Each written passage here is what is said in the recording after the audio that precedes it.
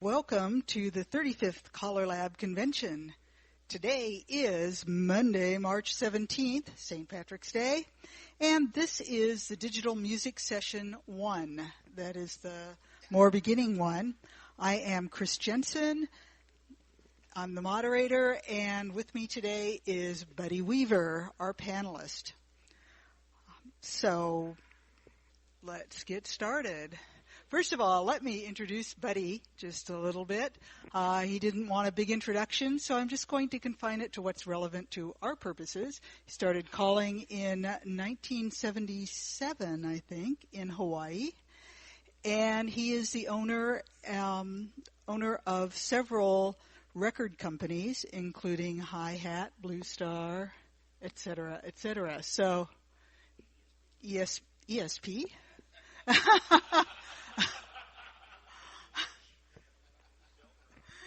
Sure, buddy. Okay. Yes, indeed.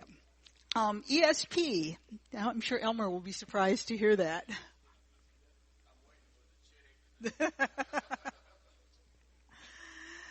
So we have the benefit of being able to pick Buddy's brain today from a producer's point of view as well as a digital music user.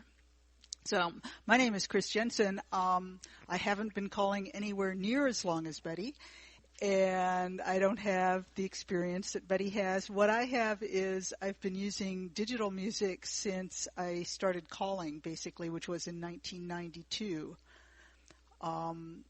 And I found out fairly early that it would be really helpful for me if I could change the pitch of music as a woman caller. So I got into doing that with my music early on and went to mini discs basically as soon as they could be available. So I've been doing this for a long time. So first of all, since this is a beginning session, I'm going to talk about why you might want to consider going to digital music.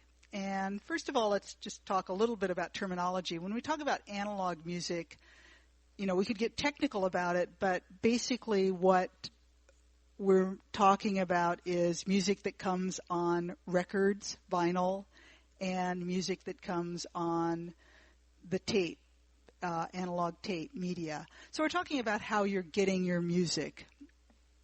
And that's not really what analog music means. We're really talking about waveforms and things like that. But for our purposes, let's say when we say analog, we're meaning we're meaning vinyl records. And when we talk about digital, we're talking about music that is represented as ones and zeros, but from a practical purpose, it's music that we can put on a computer, that we can turn into MP3 files, and that we can use in various forms. So just to get that out of the way, one of the major features of digital music is the ease of making exact duplicates of digital music. And I want to say right from the outset that just because you can doesn't mean you should, or that you should. I would say one of the big downsides of the fact that many of us as callers are converting to having digital music and using music from our computers and MP3 players and mini discs is that the music has become much easier to pass around to our friends. And I think it cannot be emphasized enough, and I'm sure Buddy will too, that we're cutting our own throats when we do that. Because if record producers can't make however minuscule amount of money off of the music that they produce, they have no incentive to do that, and we won't get new music. So don't share your music. All right. So what I found is the big advantages of going to digital music is that I could carry all of my music on a laptop or on mini discs or on an MP3 player. In other words, in place of a big case of 100 records, I could carry 1,000 pieces of music in a very small, portable package. So for me, that was a big advantage. I could always have all the music, and if somebody made a request, I could easily pull up that piece of music. I could be prepared for any situation, whatever I wanted to do. So that was a big advantage, the variety of music that I could take with me and the small space. Another big advantage for me was that I could make a recording of my vinyl records and put them away safely, and then just use the digital media. And digital media doesn't really wear out. The ones and zeros are there, assuming that your computer doesn't crash and your hard disk doesn't put in errors into that, but just playing the music doesn't change it. So, and with analog media, as you know, when you play a record, every time you play it, it becomes a little degraded.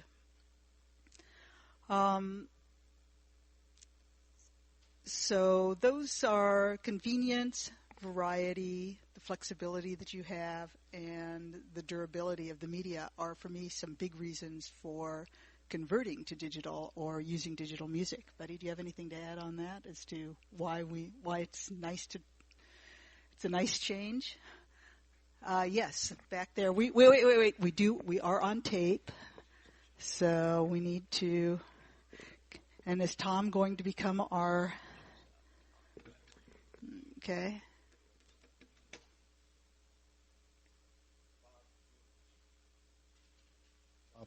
Well, there I go. Bob Elling, San Leandro, California. One other advantage that people don't consider, but some of us are fanatics about our music. We like to get it quick and everything. When an MP3 comes out and it's available for Tom, I can get that sucker 5 minutes after it's available. I don't have to place an order, wait for a record to come and whatever. I send in my order for the MP3, and he sends me back a download code, and I've got it. You know, and for some of you, that doesn't make any difference. You're not in any big hurry. Some of us we're crazy.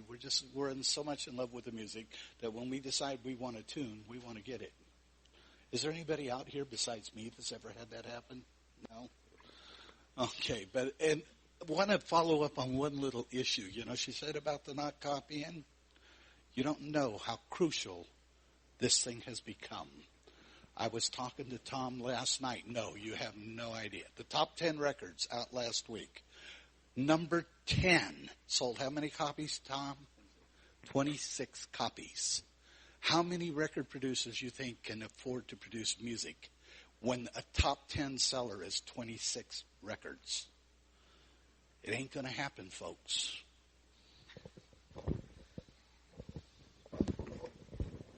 All right. What are the cons? And there actually are some. It's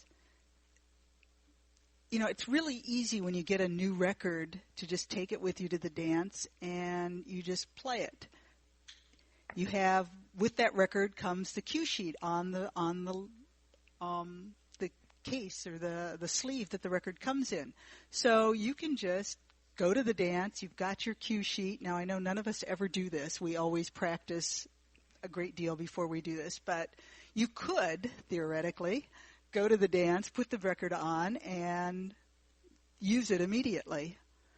Once you go digital, you no longer have cue sheets that are part of the physical package that it's in. You have to organize it. You have to digitize your cue sheets, essentially, or put them in a notebook or have some way of organizing your music. In other words, you no longer have a physical thing that you can file and sort and put in order. You have to do that virtually somehow rather than just going in and say, oh, yeah, I want the yellow label, and get that record and use it. So there is an increase in complexity and an increase in preparation, I think, when you use digital music. Now, an advantage is once you get it all organized and you figure out what system you're going to use and how you're going to keep it organized, it again becomes very easy to do. And you can do things like, get to the dance and decide, well, it's St. Patrick's Day, and do a search on Irish in your music database and pull out all the songs that have anything to do with Irish, Ireland, etc., and there it all is, and you can use it. But it took a lot of preparation and time to take care of that. Yes? Hello. Yeah, my name is Ron Nelson. I'm from Anderson, Northern California. And I probably had the very first digital mini disc player I got back in about 1990, right around there. And I have found out using digital stuff on a computer is fantastic. Does anybody in here have SquareView, this program? You've automatically got all the words to every song that was ever put out. It's all in that one program. You just download SquareView, and it's got all the words. You don't have the music. You have to have your own music to make it work. But you do have all the words, so it's a fantastic program. It costs nothing to download it from Thomas Bernhardt in Sweden, and it really covers all of the titles and all the music. Okay, what we're talking about now is we've jumped ahead with Mr. Nelson to how you actually play your digital music at a dance, and we'll get into that a little later. He mentioned SquareView. There are several other programs that also help you organize your music and keep track of the lyrics and include the lyrics or the cue sheets with the program.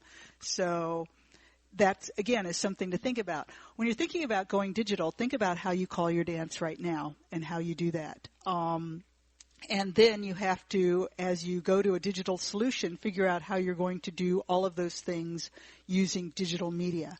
For example, when you go to the dance with your records, you have your records there, and to play them, you put them on the turntable.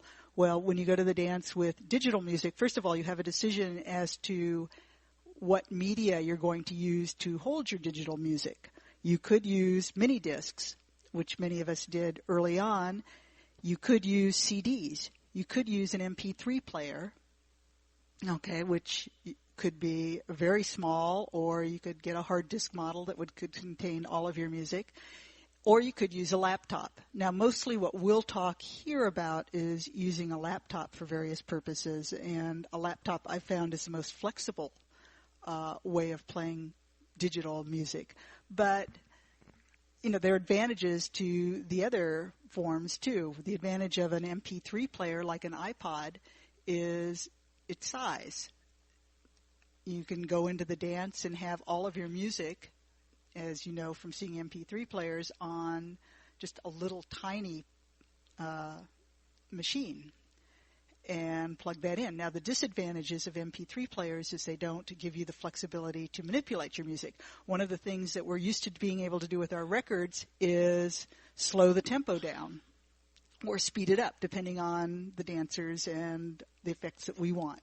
So when you're using digital music, if you use a computer, you can indeed, and all of the programs provide a way of changing the tempo.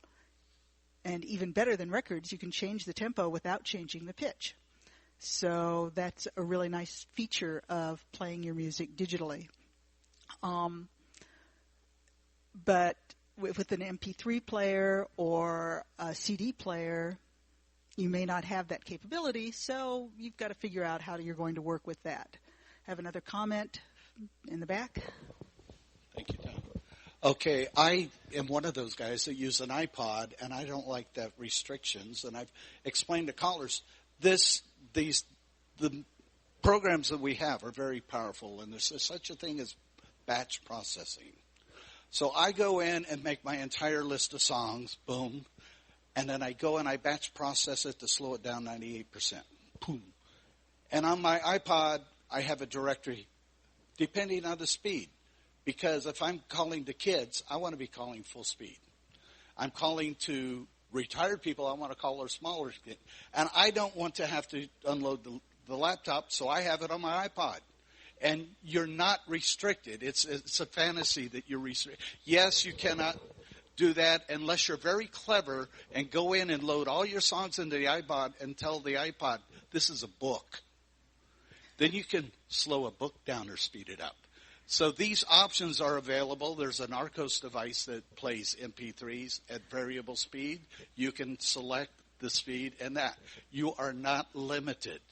All right, let me add to that when I checked Arcos players and also with the book feature on an iPod, you need to be careful that the granularity of the tempo adjustments that you can make. I believe with the books they're doing it to speed up the reading, and they do that by quite a bit.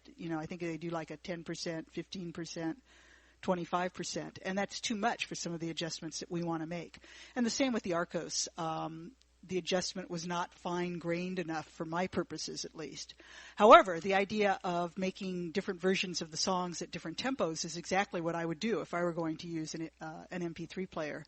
I would just go through and sort my music by the tempo, and I would have a file or a playlist with slower music and a playlist with faster music. And if there was a song that I really wanted for both groups of people, I would adjust the tempo on my computer and put it on my iPod. So, and that gets us into the next thing that we lose or we potentially have to think about as we go to digital, and that's looping our patter music. So on a record, on a turntable, we just click our reset button and the needle flies back to the beginning of the record and it starts over again and we keep calling.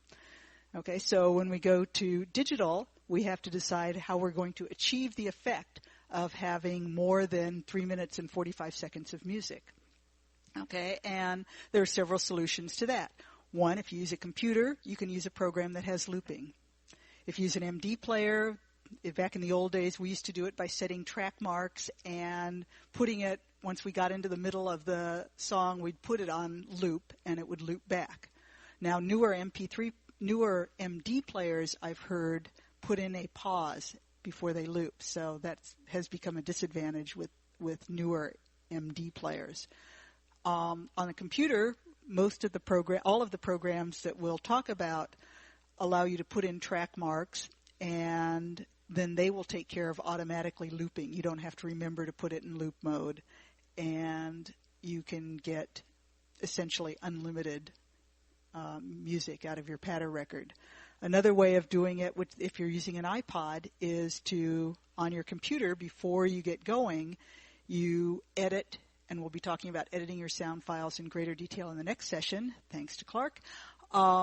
You can edit your sound file and just copy and paste a section of the music and make your file go as long as you want. Another comment? One thing, if we look at the basic music industry, how long is a song? I saw a patter record cut to 20 minutes. There's nobody in the music industry that would dare put a song that's 20 minutes on the radio, And so what I've done is an alternate solution. I've taken my patter and edited out maybe the finality of it, and I will string a medley of 3 or 4 patters to do my 8 minutes. If I decide it's 8 minutes, if I decide it's 6 minutes, I put two different patter records together with a rhythm, just a 1, 2, 3, 4, switch from one to the other. And then I'm giving the dancers more variety in music without this repetition. I feel that too many callers call too long a tip, especially with the same piece of music. Nobody else in the music industry would put together as long a piece of music as we do to call our patter tips. If you do know of somebody, I'd like to know who they are.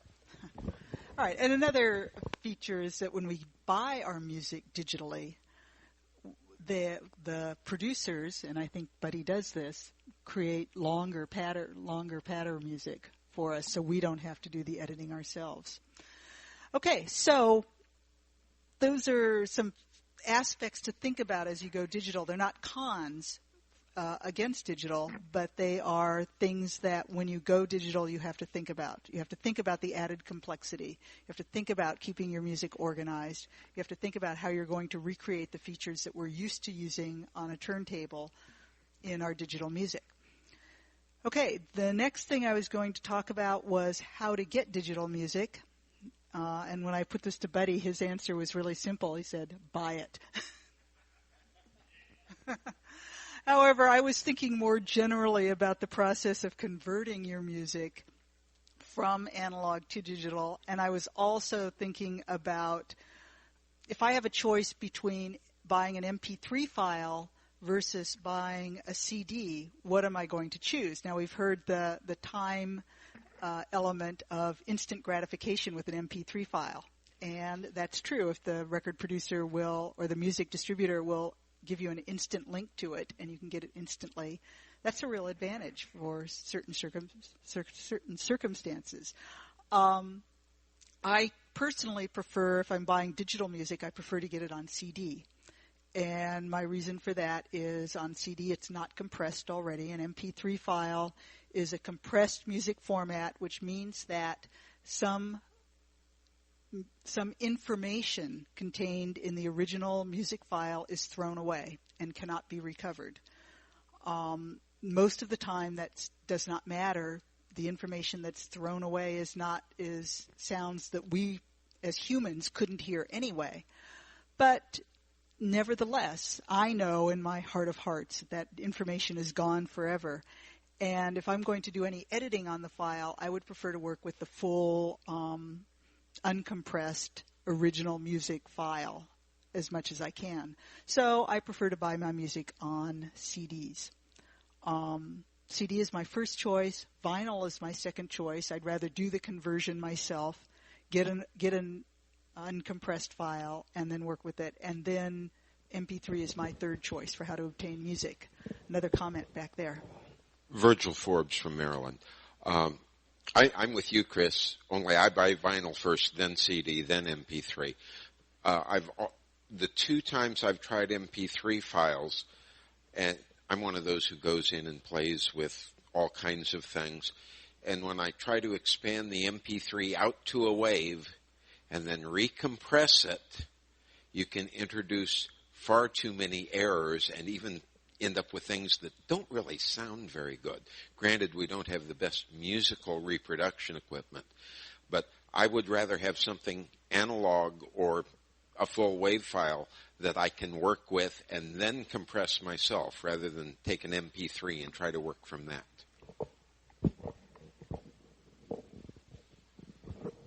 Arlen White from Northern California. Are you assuming that the CDs come in MP3 or WAV? The CDs are normally in WAV. Well, they're in the CD format that you can easily convert to WAV. Yeah. So yeah, they're CDA or they're WAV. Right. Are all CDs produced that way, buddy? Or some of them come out with just MP3? No, what? Okay, Buddy says no. They don't come. They don't put MP3s on the CDs. The CDs are WAV files. Well, where is the advantage of going from a analog vinyl to an analog wave?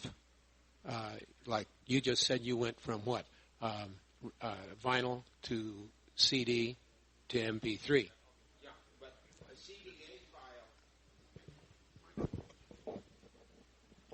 a CDA file or a WAV file is digital. It's not analog. I like to take the vinyl analog file, create my own WAV file, manipulate that, and then burn it down to a CDA or an MP3. If you ever want to have fun, go on the net and look up digital versus analog sound comparisons and go with the real audio files and listen to what they say. So you're assuming then that there's no harmonics coming off of the WAV file, but there is coming off the digital. I mean the vinyl.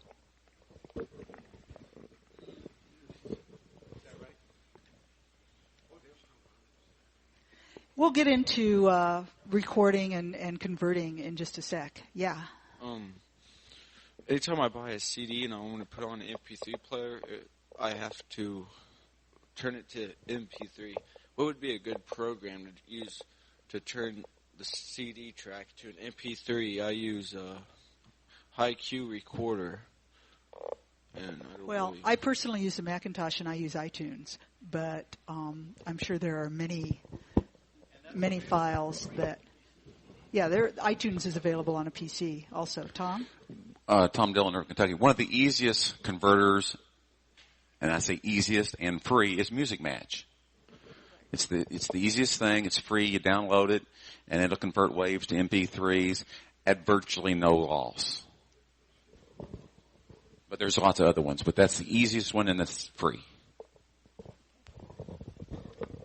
For my iPod, I got an even easier way. I just put WAV files on it. It's got all the memory in the world. Why should I compress it? Why should I alter it at all? Okay, that's another solution. That's another solution. Think about it. We got these computers with extraordinary memory, and we're trying to make a tiny file to save space. Why? Well, because some of us got started doing this back when our hard drives were not 250 gigs. So let's talk about, I'm going to turn this over to Buddy and let him talk about converting music. Am I getting tired? I'm not getting tired. I just think it's Buddy's turn.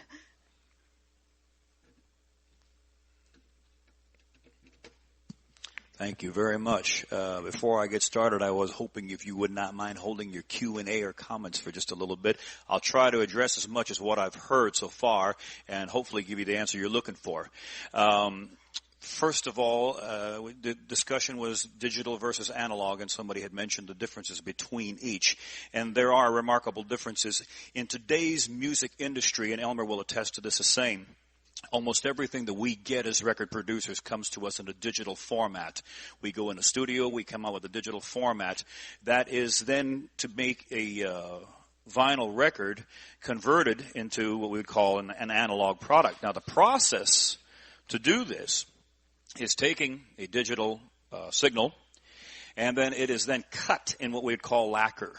And that lacquer is where the information is stored. From there, we make stamper plates out of that, and the stamper plate is what then makes your final vinyl record.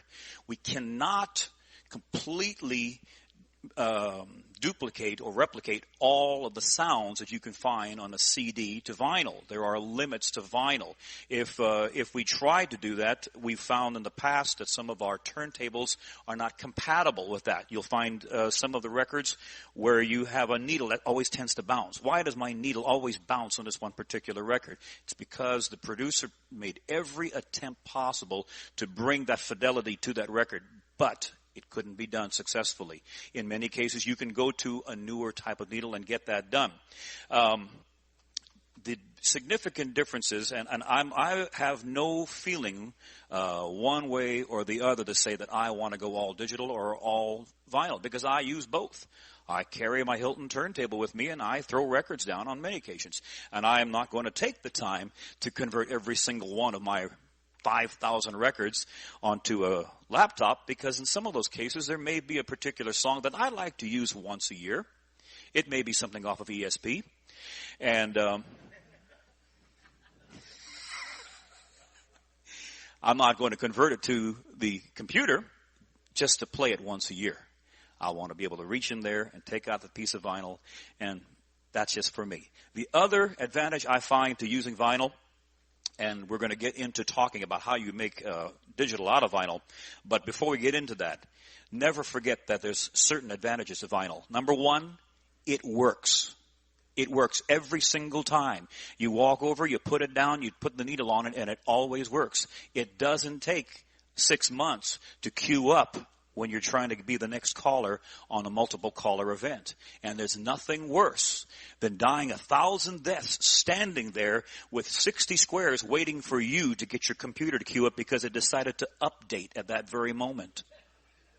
And many of you know what I'm talking about. When the iPod is not working, you stand there and you've just lost all momentum and you've thrown the schedule off. So there are many buyers in this world today who will buy both digital CDs and a vinyl record of the exact same tune. Why?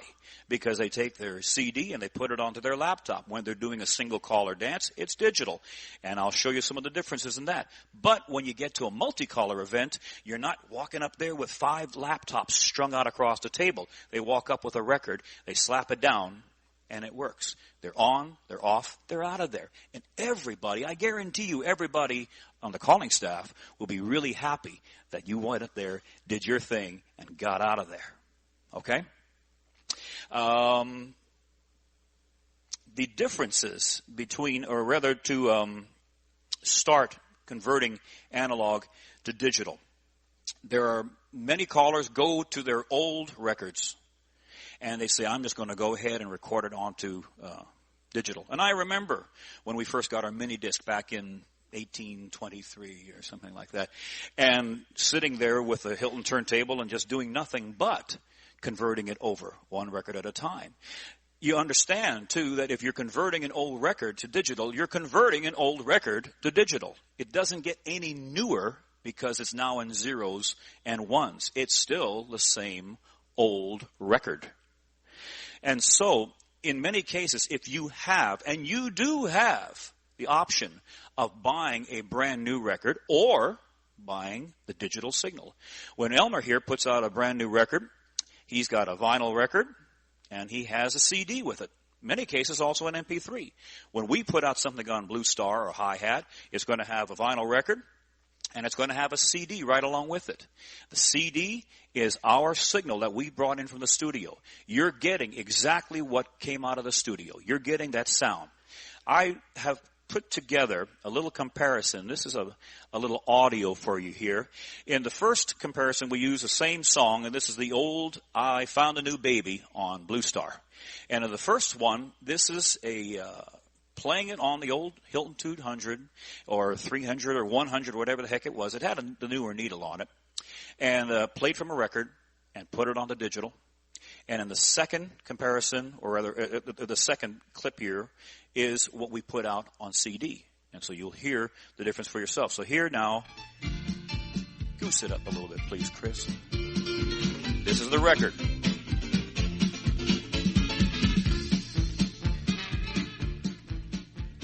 This is the CD.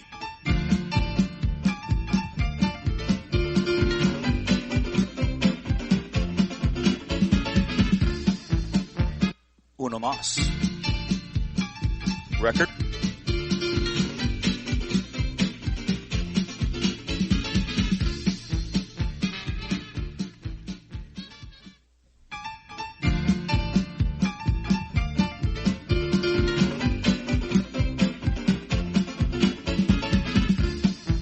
I can't speak for each of you, but I can hear a difference.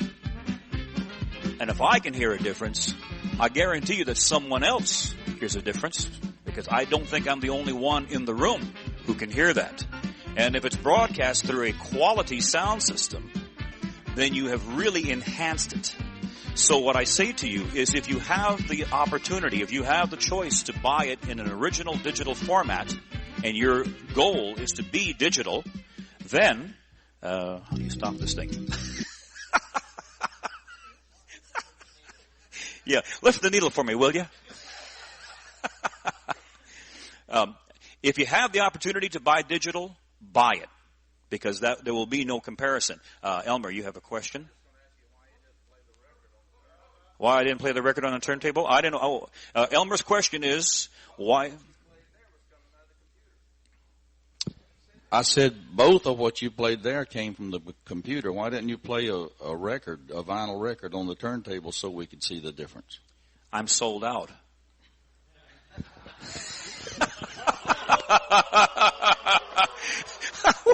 What do you want me to say? I'm sold out of that record.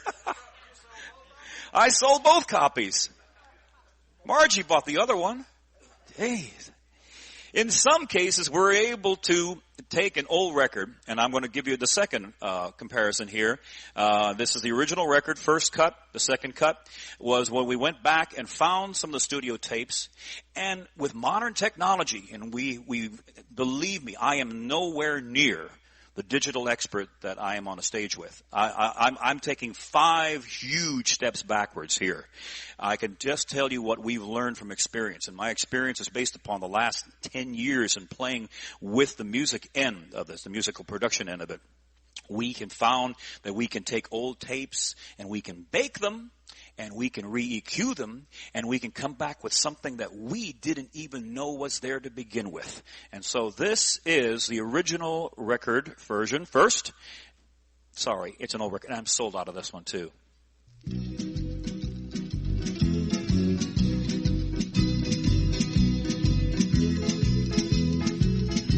El Paso City. This is straight from the record, played straight into a mini disc recorder, and then converted onto this computer. There was no cleanup done of that at all. I'm sure I'll deal a little bit with cleanup, but I'm sure you can talk more about it. This is what we put out on CD.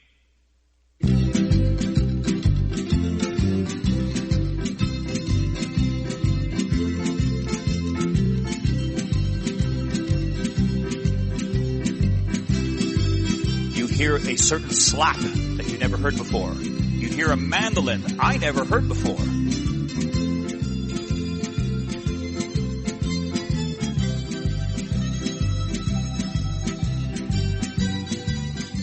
And so we're able to then create sounds that we were not able to do on a piece of vinyl. In the absence of getting a CD format or an MP3 format, then if you have to resort to converting your records into a digital format, buy a new record. Buy a new record.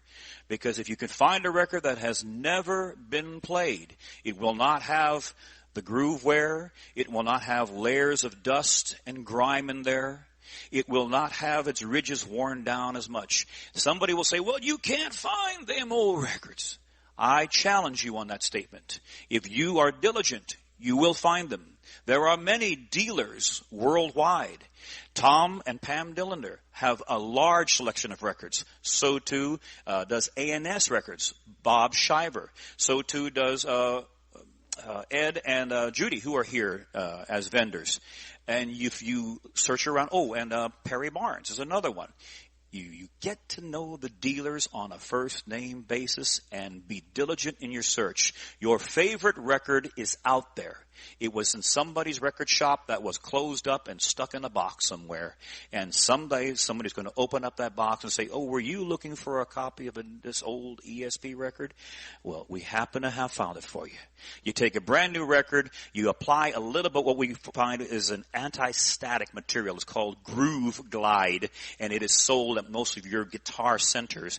And if you follow directions, you're able to remove most of the static that's on there. And if you are to convert it by putting it onto a belt-driven turntable as opposed to a direct drive. Direct drive, as most of our Hiltons are, and our Hiltons are quality machines. They're built this way for durability.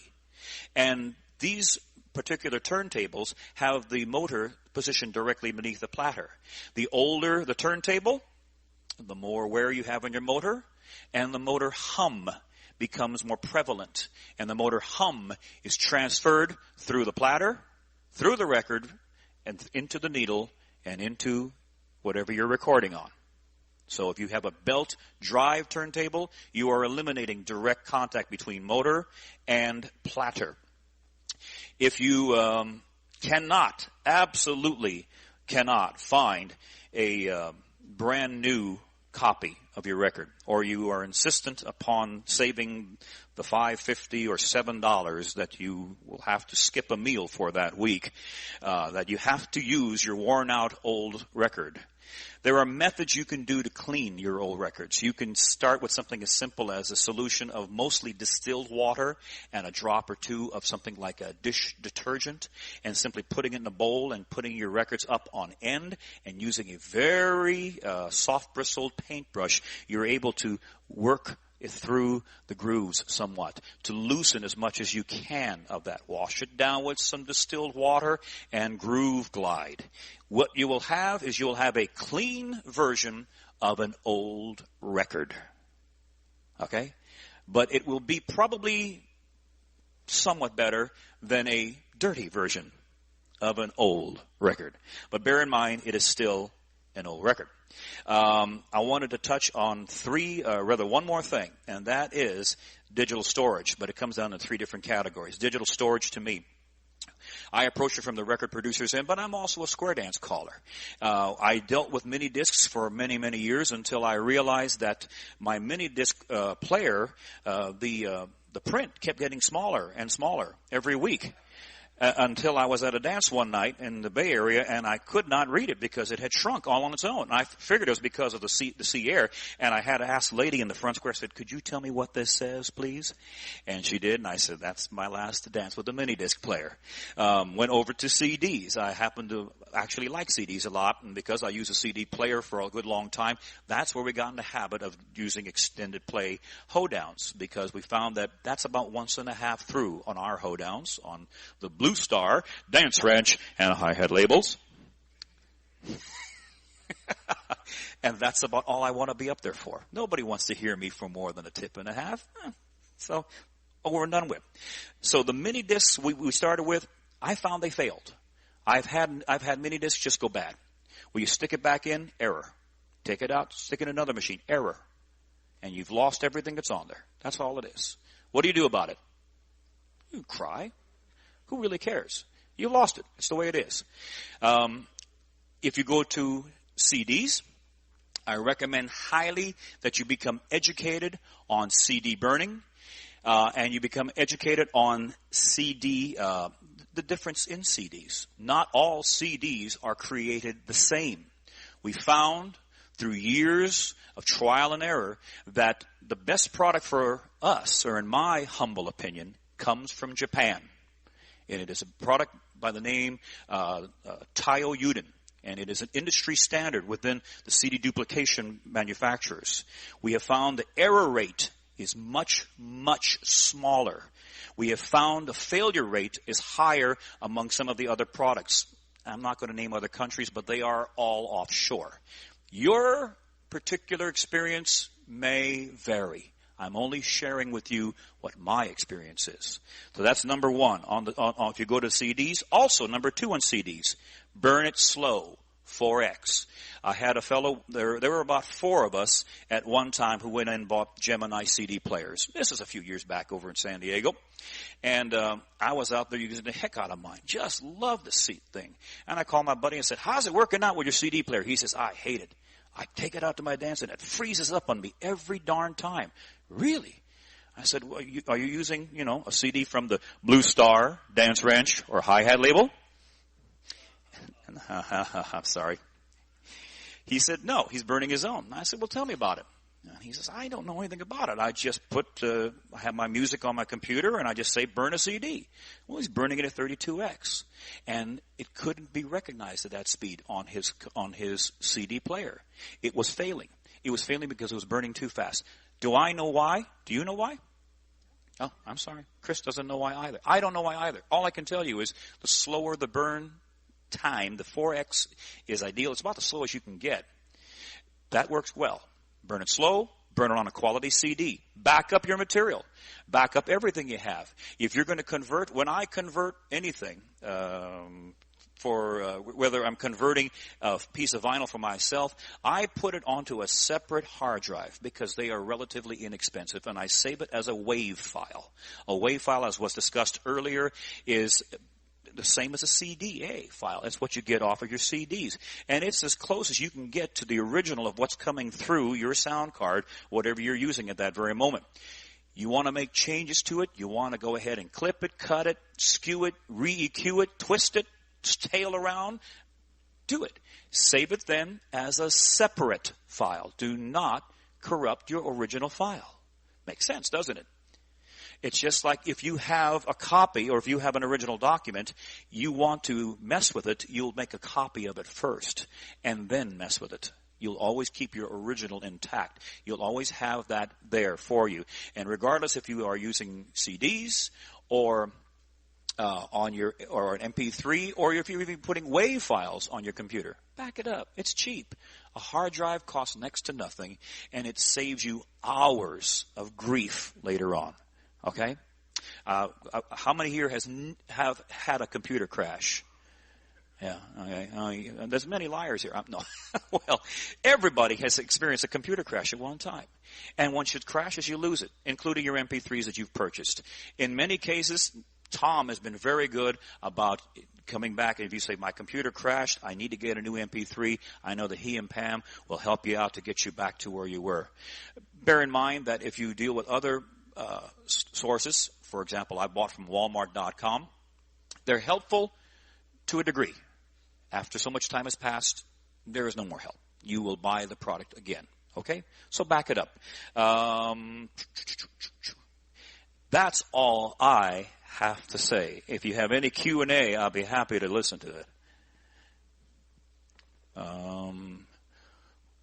Henry has a question. Henry Grissom from Los Angeles. I have an older Hilton 201, which different from the 205 in that it does not have the volume controls for the for recording something from it. Would it be advantageous to buy one of these newer machines that can plug in USB port to my computer? My answer is yes, and Chris is nodding in agreement. They're relatively inexpensive as well. I think they're right about $100 if you go to some place like Costco and it plugs directly into your computer. The answer, yes.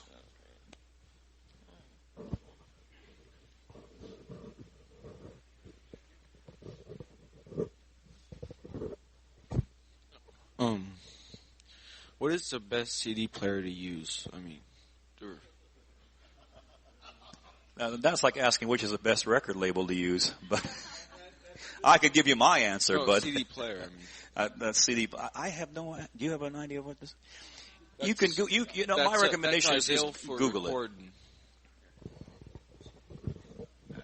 Tom Dillon, I'll help you out in a couple ways. For our purposes and the economical, the Gemini CD players are probably the best for what we use them for. They're Gemini. They're made for DJs. They have looping features. They have key control.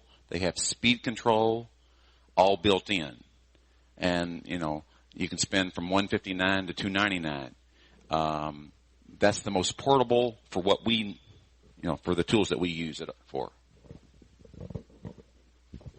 2 comments following up on that. I bought 5 Geminis, and each one of them broke, and shipped them back in to be refixed and come back again.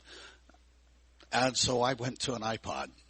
But I wanted to ask Buddy a particular question. On your when you went back and reconstituted the tapes of El Paso City, and did you press a new vinyl, and did the new vinyl have the mandolin in it? No. You didn't press it, or it didn't have the mandolin? We chose not to remaster it. And so the existing vinyl that is out there is as it sounded when it first came out in 1976. Jim Mail from New Hampshire. I thought I heard you say that a WAV file would play in a CD player. I have tried that in my CD player, the little portable job. Doesn't play a WAV file. It has to be a CDA, I think. Should the WAV file play? No, perhaps I misspoke. WAV files are in practice the same as a CDA file.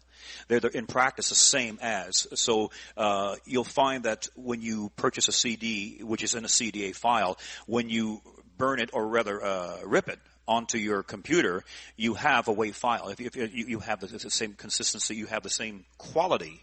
Is that the proper terminology? Yes. As a WAV file.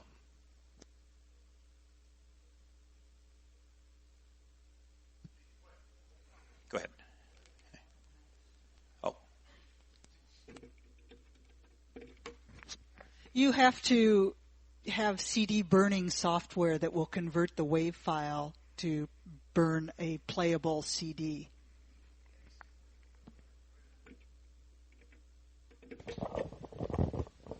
Okay. The difference between a WAV file and a CDA file is all in the header. It's not in the bulk and the instrument of the music portion of the file. It's a way for the machine to address it. That's why when you convert a CD, rip it to a WAV file, it takes a few seconds. But if you convert it to an MP3, it has to reprocess the music.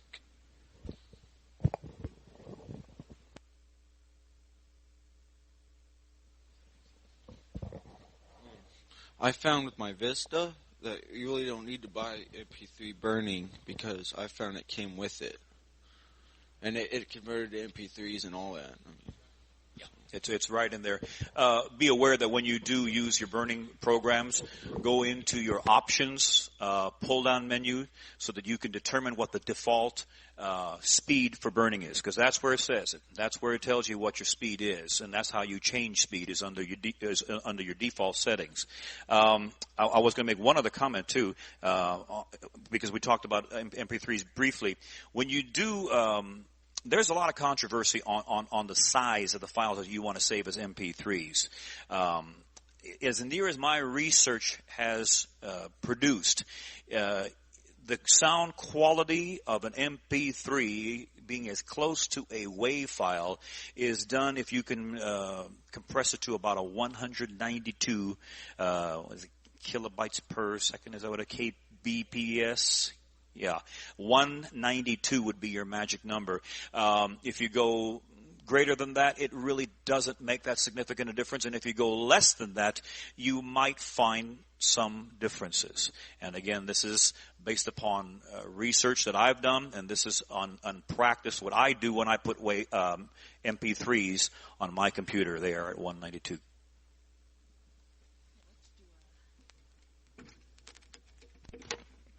Okay, to recap then, we've talked about why you might want to go digital, and we've talked about the pros and cons, and then just to summarize the process that you might go through. Buddy says go out and buy your music digitally if you can. That's a good idea. You know, I'm cheap. What can I say? I'm going to record my records.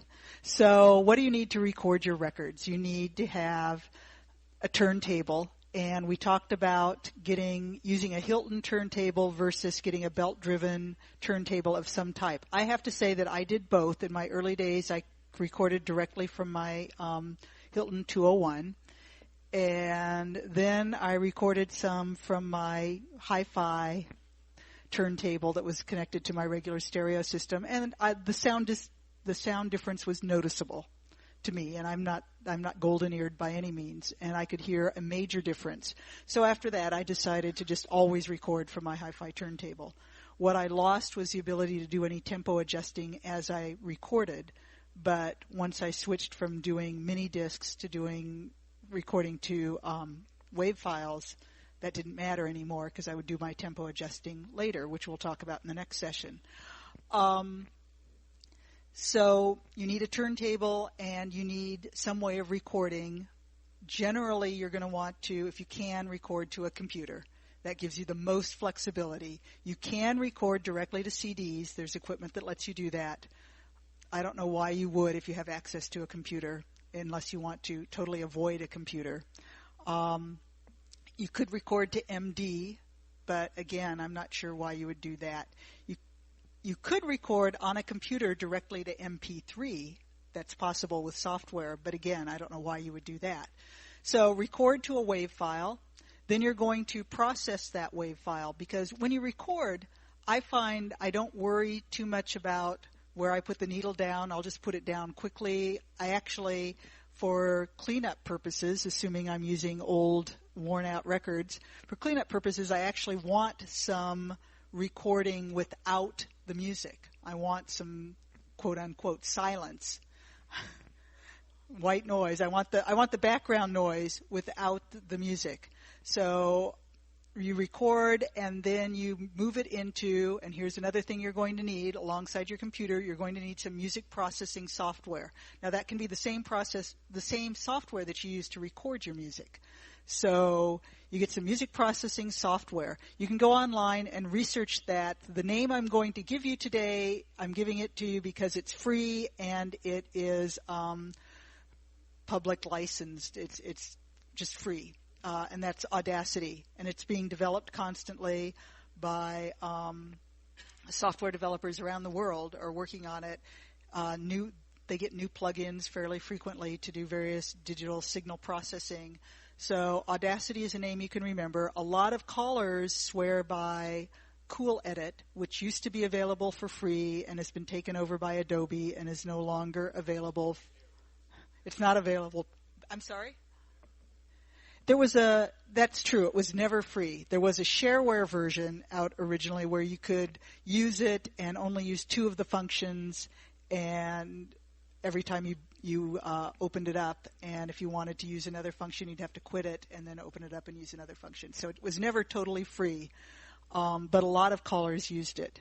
And that's still available online if you do a search. I could send you to HiltonAudio.com to Dick Henschel's digital music page, and he has a link to where you can download the old shareware Cool Edit 96.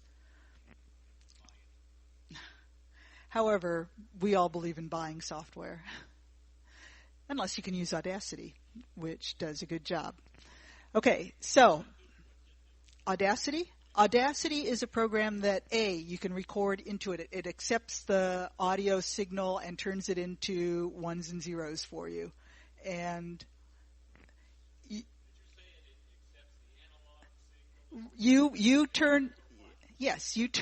plug your turntable into your amplifier, into your computer, and then you hit record in Audacity, and it is taking the sound input and turning it into a WAV file.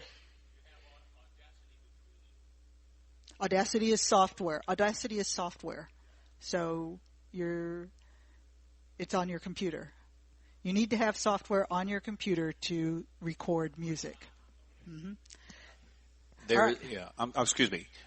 A lot of the software, especially if you're purchasing it, has tutorials with it, which will take you through it step by step, and a nice little help menu, and in many cases, a customer support that if you run into a problem, you're not sure how to do it. That's one of the fringe benefits of working with a product that is not publicly licensed, where you purchase it, because you do have that support. Okay, we have some questions, but let me just finish this wrap-up really fast. And let me just say about Audacity is that they have forums and they have a wiki, and there's a lot of documentation out there for Audacity. However, you do get more polish with commercial products. What we didn't get a chance to talk about is using your music at the dance. We didn't talk about that in any great degree, but he touched on it with the idea of if you're going to, he talked about the ease of records. I say if you're going to use a computer at a festival, at a multi-caller situation, you need to be prepared and you need to really think about it before you get up there. And that's what I do. I have my computer booted. I have the song queued up. I have the sound input into the computer. And so I can walk up, plug the sound input into the computer, and hit play and go. I think that's maybe a little bit slower than slapping on a record, but it's almost as fast. I don't worry about plugging into power. I don't worry about anything other than getting my sound into the computer and having the music ready to go. So, and I think that's the least that you can do when you're getting up there to do that. You want to make sure the computer's up and running. If you're going to talk, I need to switch out mics. So just a sec. And adding to that too, know your program and know your computer. If you're a novice at computers, that's not the time to bring it out to the next festival that you're going to do a multi-caller event. And we've had guys who've told me the stories that I walked up there and then all of a sudden it started doing its Windows update at that very moment. Well, obviously he didn't disable the update. And that just told me that he was a relative novice at the computer stuff, and that was not the forum to be bringing out his computer at that multi-caller festival. Chris, recording in monaural versus stereo. Could you comment on that, please? I will comment on that. At first, I didn't think it mattered, and I've come to believe that it does matter, and you should record in stereo. It gives you more information. I recently ran across a program that I may get a chance to demonstrate in the next hour called Click Repair, where he strongly recommends recording even monaural music in stereo. So I have another comment there. Let me change. Hang on just a sec here. Okay. Switches. Good. Okay. Yes, stereo, absolutely. A lot of people don't know. We're doing square dance records and they're all mono. Not true. There were several of the older records were recorded in stereo, one thing. So you get different information on each track. Another thing is if you could see the graph that comes across. And I'm sure if anybody has recorded, they've seen the graph. If you see the graph in stereo, there will be clicks and distortions on one that are not on the other. And it's very easy to update your computer, buddy. Good job. Anyway, but seriously, I do this little trick where it stands out. A click is a little bar that shoots right through the top. I go and I'm using Adobe Audition, which is Cool Edit on steroids, but I just push the arrow up to the upper channel. If that's where the distortion is, click it, erase it. Click down to the lower channel, copy it, paste it back up in the other channel, and I have a perfect correction, not an almost correction, not with artifacts, but a clean correction. And it's a nice, fast way with a little practice. I go through a record in 2 minutes and clean out the majority of the problems. Okay, so that brings us to what you can do after you get your music digitized and the processing that you can do, and we're going to talk about that next hour. We're running out of time now, but there are just a couple of other things I want to summarize with. We talked about playing your music at the dance. I want to emphasize having backup at the dance, okay? Computers crash. There's just no way around that. So you need to have another form of music at the dance. A CD player, a mini disc player. I carry an iPod. I also have some music on my Palm. I also have some music on my cell phone. You know, if worse came to worse, I could. No, I don't carry a record. So, but carry some kind of backup, something. If you read your choreography and you're using one of those programs, you're using a choreography program on your computer and reading off your computer, you'd better have some backup or something that you're going to do if you lose your computer for that too. So for those of us who call challenge, high-level challenge, we need backup for our choreography. Finally, I want to thank Mr. Buddy Weaver for his expertise. And